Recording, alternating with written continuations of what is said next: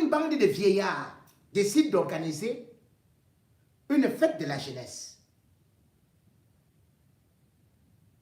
Au Cameroun, comme vous avez donc pu voir, c'est la gérontocratie. Ceux qui aujourd'hui ont 40 ans, voire 42 ans, ou même 44 ans, ils n'ont vu qu'un seul président de la République, Paul Biya.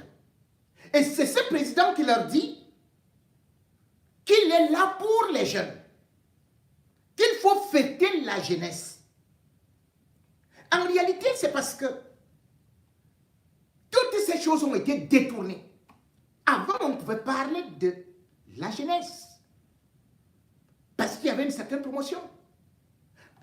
Amadou Ahidjo est devenu président à 36 ans. Paul Biya était déjà étudié à 29 ans. Amadou Ahidjo pouvait donc organiser encore les fêtes de la jeunesse, puisque même les docteurs Osenda Afana, les Félix Moumié et toute la clique des nationalistes étaient des jeunes dont personne n'avait 40 ans. On voyait des députés à 21 ans. Mais aujourd'hui, qu'est-ce qu'on voit au Cameroun? On ne fait que chanter chaque année la fête de la jeunesse. Mais la fête de la jeunesse a été une invention d'Amadou Ahidjo pour détourner l'histoire. Parce qu'il faut savoir que c'est plutôt le 11 février 1961 que, bien évidemment, il y a un grand événement qui se passe au Cameroun et qui, aujourd'hui, continue encore à avoir des conséquences très lourdes. Puisque c'est ce jour-là où le Cameroun anglophone et le Cameroun francophone vont s'unir. Mais cependant, il faut savoir que le Cameroun avait aussi perdu une autre partie, c'est-à-dire une partie anglophone, mais qui était constituée de beaucoup de musulmans. Des musulmans. Eux, ils avaient accepté se rattacher au Nigeria. Ceux qui avaient donc accepté se rattacher au Cameroun, c'était donc cette partie qu'on appelait le Southern Cameroun. C'était donc le 11 février 1961. C'était une blessure, un échec pour le Cameroun qui a perdu une partie de ses enfants. Le 11 février 1961 devrait donc être célébré, devrait être une commémoration d'un deuil de ce Cameroun qui s'est émietté, qui s'est divisé. En 1967, Ahidjo refuse de voir que ça a été un échec et dit plutôt, mieux vaut nous contenter d'avoir récupéré une partie de Camerounais que d'avoir perdu tout le monde. Donc, le verre à moitié vide peut se célébrer. C'est pour cela que le 11 février 1967, au lieu de célébrer donc cette réunification des deux Cameroun, on a jonglé et on a dit que c'était la fête de la jeunesse. Voilà comment est-ce que l'affaire a été construite. Voilà pourquoi est-ce que le 11 février n'est célébré nulle part au monde, seulement au Cameroun.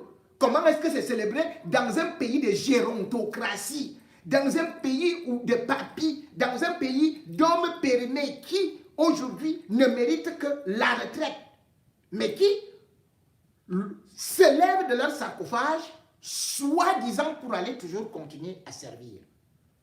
Le résultat est là aujourd'hui. Servir sans énergie, sans force, ça laisse des résultats catastrophiques. Le pays va à la dérive. Cela s'explique aujourd'hui par Paul Biya. Lui-même, qu'est-ce qu'il a réussi? Quand il vient donner des conseils à la jeunesse, quand il vient donner des conseils pour dire que vous devez faire ci, vous devez faire ça, alors on lui remet devant lui ses propres échecs. Paul Biya, qu'as-tu fait de tes propres enfants avant de venir nous conseiller ce qu'il faut faire? Parce que c'est par là que commence l'exemple. Paul Biya est venu, a pris ses enfants, il a mis dans les grandes écoles. Aucun n'a eu de diplôme. Ils sont rentrés au pays. Il les a mis à l'ENAM. Ils ont tous échoué. Ils ont abandonné. Aujourd'hui, on sait que Junior est enfermé quelque part. Il mange 15 kilogrammes de nourriture par jour, comme un éléphant. Il mange 7 fois par jour. 7.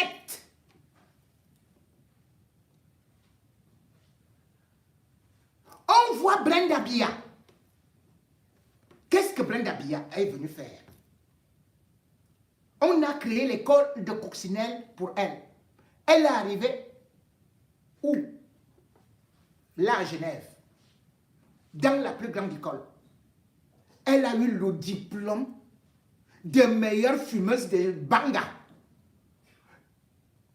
C'est-à-dire que la fumée sort aux yeux, sort aux oreilles, sort partout. On a dit on n'avait jamais vu ça, on applaudissait. On a dit que va continuer ton stage loin. Donc au lieu d'aller en Jamaïque chez Bob Marley, Paul Biya a dit, ma fille va mieux se perfectionner aux États-Unis. Arrivée là-bas, elle est entrée dans le gang où on vient avec les herbes et les ceci, qui sont dans des gros trucs comme ça là. On fume, on fume, on fume, on fume. Elle commence à délirer. Et là, voilà aujourd'hui. On dit que oh, l'œil de Brenda avait déjà tombé. Oh, l'autre œil est déjà parti là-bas. On dit oh, elle a déjà gonflé comme Pépé Calais. Oh, ça fait déjà ceci à la gorge. C'est l'enfant de Paul Biya. C'est la jeunesse de Paul Biya là-bas. Qu'il nous montre l'exemple.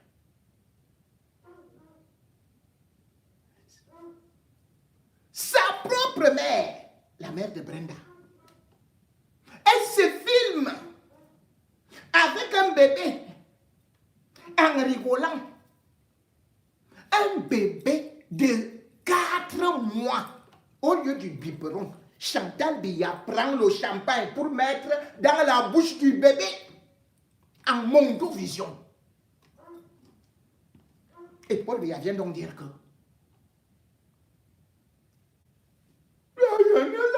la dépravation, écoutez son discours, on dirait qu'il n'est même pas au courant de ce que sa propre famille fait. Ce n'est plus ça comme Brenda disait là. La jeune Brenda, pas la Brenda présidentielle. Paul Biya vient déclarer en France par rapport à l'homosexualité que oh la chose là, nous on ne connaît pas ça. Brenda sort. Elle vient en France. Interview dans Le Parisien. Elle déclare en Mondovision que oh yo, depuis l'âge de 14 ans, moi je fume et moi toutes les filles du palais, j'ai fait que ma langue serpentine, vipérine, cortine, léchine. On attend Paul Biya. Qui met les gens en prison, hein? Que on a tenté de surprendre quelqu'un. On dit allez, prison. Mais sa propre fille dit que son seul combat pour le Cameroun et l'Afrique, vraiment, le Cameroun, le problème que nous avons en Afrique, c'est que franchement, il faut qu'on légalise le lashing, le brouting, le coding, c'est ça que tu es parti apprendre dans les universités chez les Whites. La vie du président. Et elle vient nous parler. C'est Paul Biya qui vient nous parler de la dépravation. Dans son propre palais, on voit, les ministres sont là, on voit à Hilton, avec avec l'argent du contribuable camerounais.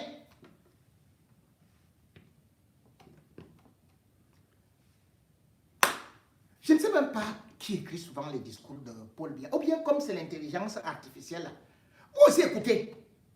On dirait qu'il n'est pas au courant qu'il est le père de Brenda. Hein? Le type là n'est pas au courant qu'il est le père de Brenda Biya, la meilleure fumeuse, la meilleure buveuse. Je crois que Paul Biya n'est même pas au courant qu'il est le père de Junior. Je crois que Paul Biya n'est même pas au courant qu'il a été le mari de Chantal Biya, qui fait la fête jusqu'à... Et on demande où va la jeunesse camerounaise. Mais tout le monde veut faire comme la fille du président, comme les fils du président, comme la famille présidentielle, comme l'épouse du président. Ce qui est tout à fait normal. Voilà. Paul Biya parle. Bon, on va écouter son discours. Écoutez d'abord son propre discours.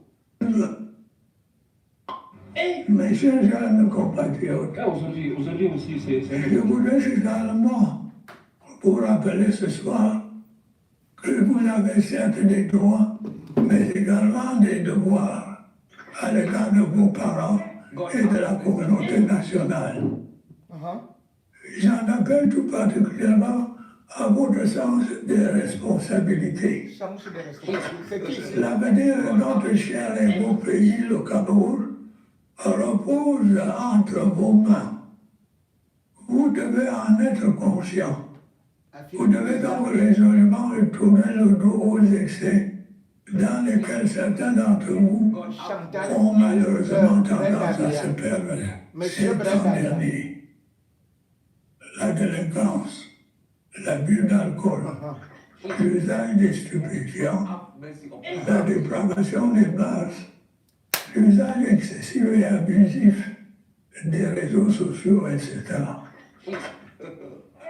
J'en appelle également au sens des responsabilités de vos parents et de vos éducateurs. De vos parents? Ils doivent jouer pleinement leur rôle auprès de vous et s'abstenir de faciliter ou d'encourager vos dérives. J'ai à cet égard donné des instructions fermes aux administrations compétentes pour une meilleure protection en milieu scolaire, familial ou professionnel des jeunes filles qui sont trop souvent victimes de harcèlement et d'abus de toutes sortes. Mes chers jeunes compatriotes, je voudrais vous réitérer mon engagement à ne ménager aucun effort pour créer les conditions les plus favorables à votre épanouissement. C'est le sens des instructions que j'ai données au gouvernement pour une action plus efficace que celui-ci. C'est le sens des réformes que j'entends engager prochainement en vue d'un meilleur fonctionnement de l'État. C'est également le sens de la lutte acharnée que j'entends mener contre la corruption et les détournements des deniers publics. Incroyable. Mes chers jeunes compatriotes, au moment où vous vous apprêtez à célébrer les 60 ans de la fête qui vous est dédiée, je voudrais saluer la maturité dont vous faites si souvent preuve en toutes circonstances. Je voudrais une fois de plus saluer votre contribution déterminante à l'édification de notre grande et belle nation. Je vous engage à continuer d'œuvrer à la préservation de nos précieux acquis que sont la paix, l'unité nationale et la stabilité de nos institutions.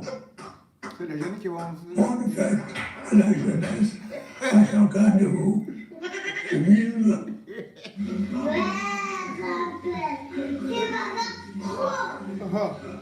Tu dis quoi? Les Camerounais ont vu l'année passée chiffre de brasserie 600 millions de litres de bière, équivalent d'un flot, c'est-à-dire le bruit du début jusqu'à la fin. Est-ce que vous savez que le Cameroun est le premier consommateur des vins Bordeaux? en Afrique. Est-ce que vous savez que le Cameroun est le premier consommateur de champagne? La question c'est, est-ce qu'on peut développer un pays avec des soulards? Les Camerounais ont bu l'année passée, chiffre de brasserie, 600 millions de litres de bière. Équivalent d'un fleuve, c'est-à-dire le bruit du début jusqu'à la fin. Est-ce que vous savez que le Cameroun est le premier consommateur des vins Bordeaux en Afrique? Est-ce que vous savez que le Cameroun est le premier consommateur de champagne? La question c'est, est-ce qu'on peut développer un pays avec des soulards? Les Camerounais ont bu l'année passée, chiffre de brasserie, 600 millions de litres de bière. Équivalent d'un fleuve, c'est-à-dire le bruit du début jusqu'à la fin. Elle dit que les jeunes ne doivent pas boire. Vous savez que le Cameroun est le premier consommateur de vin Bordeaux Voilà la fille du président. en Afrique. Est-ce que vous savez que le Cameroun est le premier consommateur de champagne? La question c'est, est-ce qu'on peut développer un pays avec des soulards? Les Camerounais ont bu l'année passée, chiffre de brasserie, 600 millions de litres de bière. L'équivalent d'un fleuve. Écoutez, on peut que devenir ça. Est-ce que vous savez que le Cameroun est le premier consommateur de vin Bordeaux en Afrique? Est-ce que vous savez que le Cameroun est le premier consommateur de...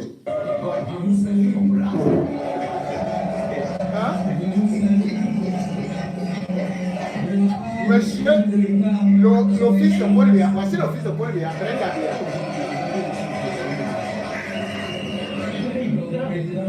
Le Cameroun est le premier consommateur de vin Bordeaux en Afrique. Premier consommateur de champagne en Afrique. Entre-temps, 17,5% de jeunes Camerounais fument les cigarettes et les drogues.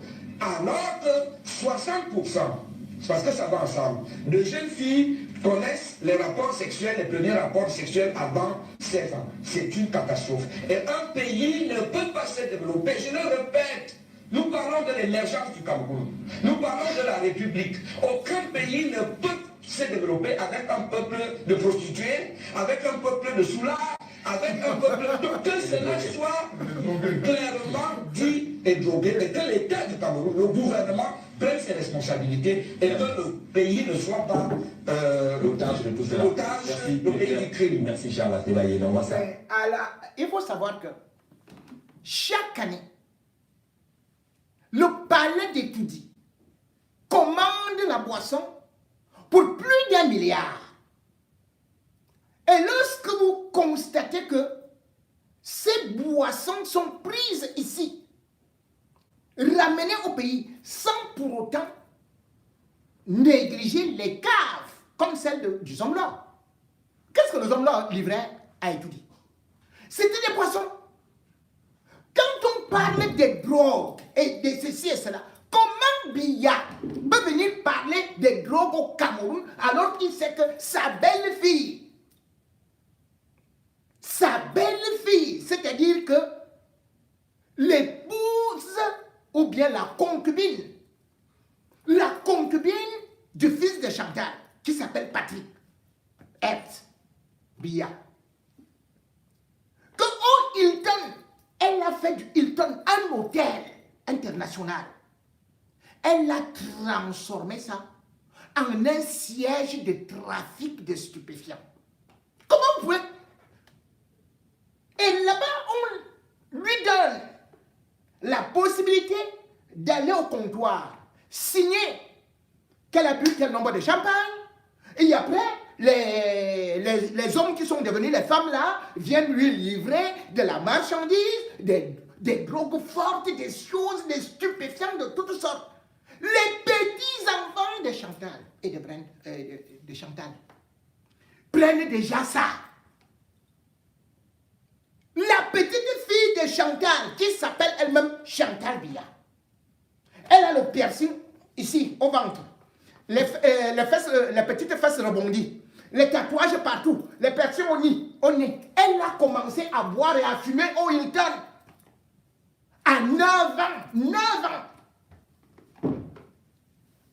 Mais c'est ce Biya-là qui se lève, qui vient dire que majeur et tout ça, qu'il faut faire ceci et cela. Qui donne ces drogues-là, qui livre le whisky, qui livre le champagne à toute la famille de Biya dans des hôtels. Et ça avec l'argent du contribuable camerounais. Et quand les jeunes filles voient ça, puisqu'elles les recrutent, elles vont dormir là-bas à l'hôtel. Brenda Biya fait aller-retour. Prend les jets privés. Va avec ça au Cameroun. Et on voit comment est-ce qu'elle boit, elle fume un peu partout. Quelle jeunesse nous voulons? C'est Biya qui a détruit la jeunesse camerounaise. C'est la famille Biya.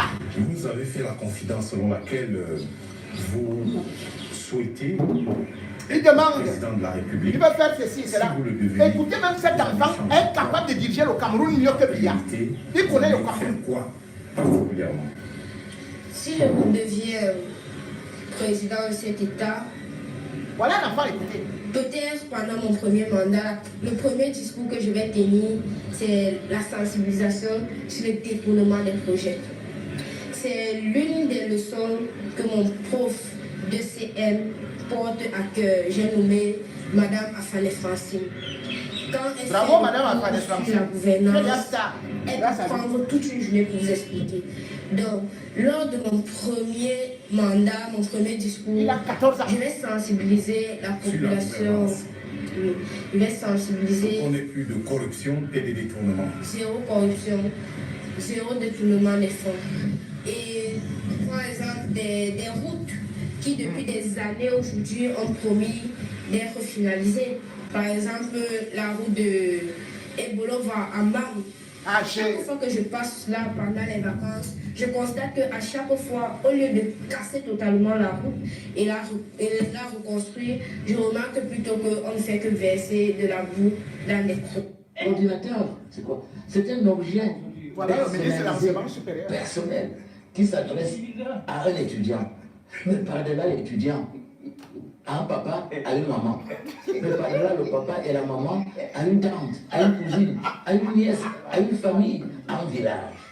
Donc, l'ordinateur PBHIV est un outil magique multiplicateur. Multiplicateur d'un lien ombilical entre le président, le donateur, et l'étudiant récepteur. D'y penser. La nation va célébrer sa jeunesse au bout de 7 semaines, le samedi 11 février. On a des frissons à penser au contexte Écoutez social cet de cette éditorial 57e d'Adèle édition Balakana. dans un Cameroun aux allures de Far West américain ou de mafia sicilienne, avec ses règlements de compte, ses guerres de clans où les victimes sont mutilées, jetées sur des terrains vagues, une société criminalisée à outrance où l'abomination a depuis longtemps déjà franchi tous les Rubicons. Ici, c'est à la guerre comme à la guerre, la loi du talion et du plus fort, celui-là qui a le plus de milliards ou un plus grand pouvoir de nuisance octroyé par le décret présidentiel ou par le diable. Des films d'horreur qui sont quotidiennement projetés sur l'écran géant de la scène nationale et dont les spectateurs médusés sont aussi nos enfants. Une jeunesse bombardée par des images et des propos insoutenables, véhiculés en flux continu par des réseaux sociaux, aujourd'hui au paroxysme de l'intox et du fake news. Qui suivre, qui croire, que penser de tout ça? A-t-on seulement un instant pensé à nos enfants, à cette jeunesse camerounaise, l'avenir de toute une nation, assassinée, sacrifiée à l'autel des intérêts criminels égoïstes? Le communiqué publié par la... Paul Biya, roi fainéant à perpétuité, titre Libération aujourd'hui. Le président du Cameroun est président depuis 1982. Il briguait hier un 6e mandat. C'était les présidentielles hier au Cameroun. Il a 78 ans, il règne sans partage. Ça, c'était quand il avait 78 ans. On se moquait bien de Et lui. en gros, il faut rien. Il faut rien, mais il est réélu parce qu'il arrive à foutre la merde entre toute l'opposition camerounaise. Voilà un peu ce qu'explique Fanny Pigeot dans Libé aujourd'hui. Alors, soit dans son village natal de temps en temps au sud du Cameroun, mais surtout dans un hôtel à Genève. C'est affreux, ça, c'est tranquille. Voilà pourquoi il est très rarement au Conseil des ministres. La dernière fois qu'il y est allé au Conseil des ministres, je vous dis, c'était en juillet 2009. Ça paraît quand même dément. Et c'est un de ceux qui achètent le plus d'immeubles et de choses en France. Ah ben oui, et c'est d'ailleurs pour ça que la France a plutôt aidé à chaque fois au fait qu'il soit réélu, ce président camerounais, parce que il y a évidemment de grosses compagnies comme Orange, comme Bolloré, comme Total, comme Hachette, comme la compagnie fruitière Pierre Castel, qui ont beaucoup d'intérêts économiques là-bas, au Cameroun. C'est un pays qui devrait normalement mieux fonctionner économiquement encore, parce que ça devrait être un pays riche, le Cameroun. Ah ouais. Ah ouais. Merci pour votre commentaire, Pierre. Là, je dois dire que Non, c'est mon ami depuis longtemps. vous ne connaissiez pas M. Biya, alors Si, pas personnellement. Il habite l'hôtel des Berges, mais moi Non, jamais. mais ça fait quand même depuis 82 qu'il est président de la République du Cameroun, quand même, Pierre, enfin. En tant que journaliste. La capitale du Cameroun, Stevie? La capitale, il y a... attends. Oui, allez-y. Yaoundé. Yaoundé, c'était bien, parfait. Un petit doute. Non mais, il ne faut pas avoir de doute, il faut se lancer, vous n'êtes pas une Quand conne. on parle du Cameroun, ce n'est qu'un mal. C'était réussi, ça. Hein. Ce n'est que pour rigoler. Heureusement que Monsieur Lescure était C'est là que pour pour se nous dire, moquer. Monsieur Biya, je crois pas qu'on l'aurait eu. Non, on l'aurait la table. Ce qui est dingue, c'est que ce mec-là, il traîne dans les plus beaux quartiers du monde et que dans son pays, Oui. il y a plein de problèmes, il n'y a pas beaucoup d'infrastructures, c'est ça là. Je ne comprends pas pourquoi les hommes me détestent. Hein? C'est qui c'est? Je ne comprends pas pourquoi les hommes me détestent. Bon, vraiment, il ne comprend pas pourquoi les hommes le détestent. Parce que, justement, ta fille est devenue homme. Et que toi, dans ton propre pays, tu as dit que tu sanctionnais les autres qui se livraient à des pratiques, à ces choses-là. Mais ta propre fille, toi qui es président, ta propre fille, qu'en as-tu fait? Ta propre fille, qu'est-elle devenue? Voilà la question qu'il faut se poser au moment où tu demandes aux autres d'être exemplaires. Au moment où tu demandes aux autres d'être des enfants responsables. Toi, Biya, tu n'as été qu'un père irresponsable. Avec ton épouse, c'est vous qui avez détruit cette jeunesse comme exactement vous avez détruit vos propres enfants. L'éducation des Camerounais a échoué le jour où Paul Biya est devenu président de la République. Un président incapable de s'occuper de sa famille, de gérer sa propre fille, de gérer son fils, ou alors ses deux fils, ou alors peut-être même ses trois fils, parce que d'autres se revendiquent même être les enfants aussi de Paul Biya. C'est aussi ça, cette famille.